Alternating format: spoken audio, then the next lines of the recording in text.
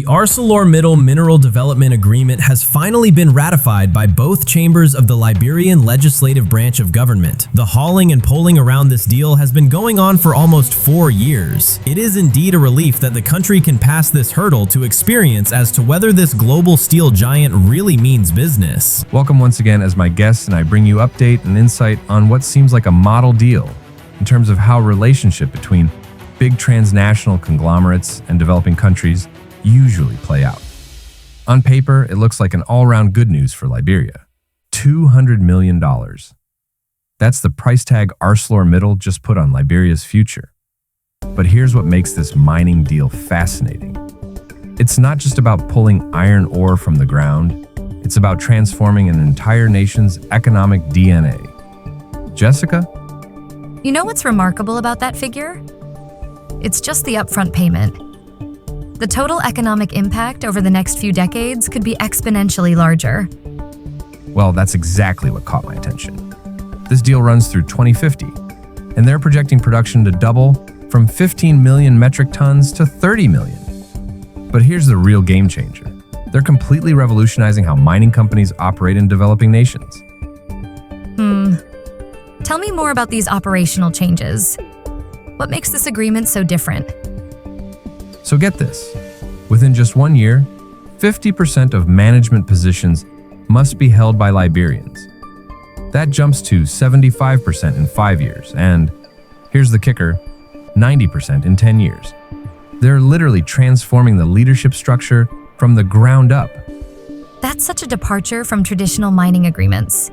Usually we see vague promises about local employment, not concrete targets with specific deadlines. Right. And they're backing it up with serious infrastructure commitments. We're talking about rehabilitating major bridges, paving specific roads, and, perhaps most importantly, transforming their private railroad into a national asset. The railroad aspect is fascinating. They're essentially creating a public transportation network where there was just a corporate asset before. Exactly. By 2030, it'll transition to an independent, government-regulated rail authority. Plus, the government gets 30% of profits from other companies using the rail system and 100% of access fees. That's like building a sustainable revenue stream beyond just mining. Though I have to wonder about implementation. These promises sound great, but what's different about this time? Well, that's where the oversight mechanisms come in. They've built in specific penalties for non-compliance, increased the annual infrastructure monitoring fee to $200,000. And you know what's interesting?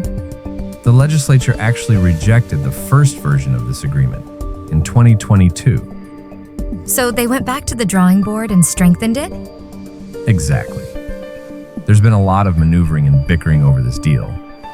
But look at what they managed to secure after all. Annual community development funding increased from $3 million to $5 million.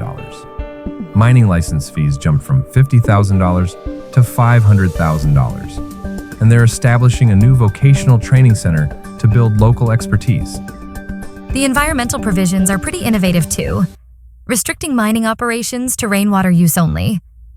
And speaking of innovation, they're requiring the company to prioritize Liberian-owned businesses for goods and services. Like, they're not just creating jobs, they're building an entire economic ecosystem. Though Senator Twayan's abstention from the vote raises some red flags about past performance issues. You know what's interesting about that?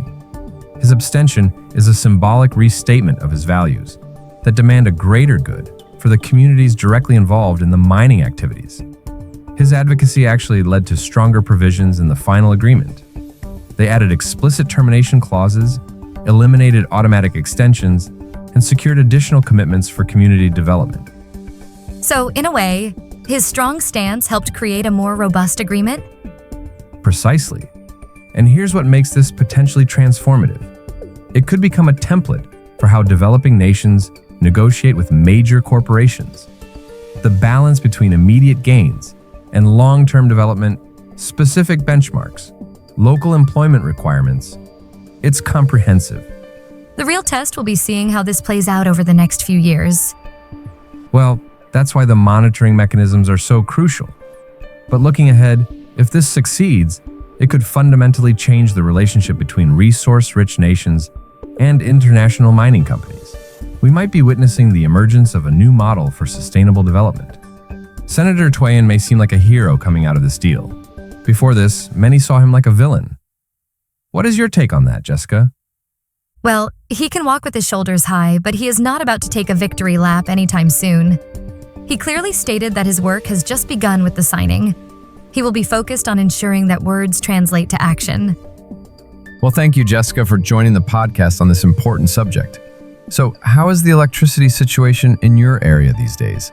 Considering the fact that heat wave seems to be climbing gradually? You are most welcome, Alex, but must you when are talking about something positive? Oh well, I was only asking.